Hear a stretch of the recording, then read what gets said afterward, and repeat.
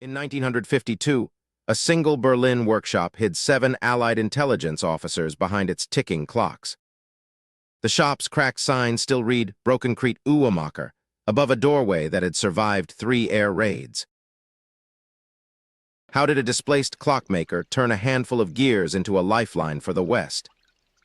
Hans Richter arrived in West Berlin in 1949 with a suitcase of broken movements and a reputation for miracles.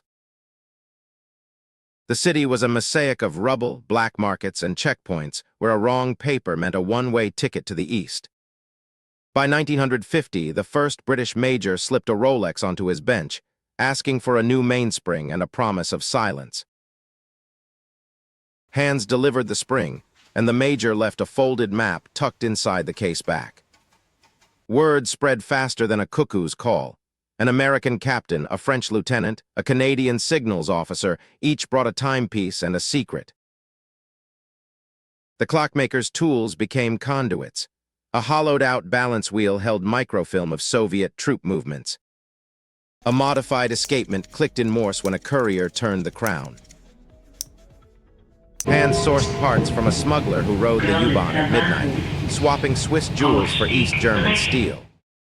In January 1952, the Stasi raided the block.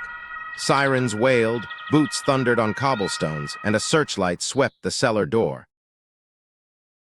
Hans had seconds. He slipped the officer's latest reports into a false bottom of a grandfather clock, then locked the case and handed the key to a passing Berliner who vanished into the fog. Hans had seconds.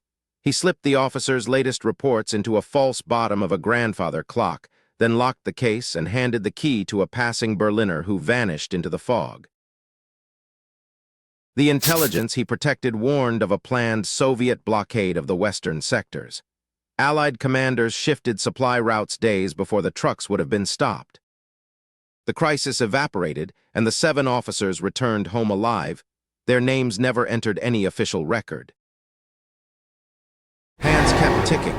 He repaired a pocket watch for a young East German girl who later became a dissident, and he never spoke of the nights when the workshop hummed with whispered codes.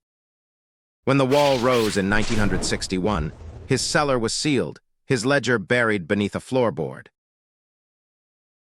Decades later, a renovation crew found a rusted key and a single entry. 7 lives, 1 clock.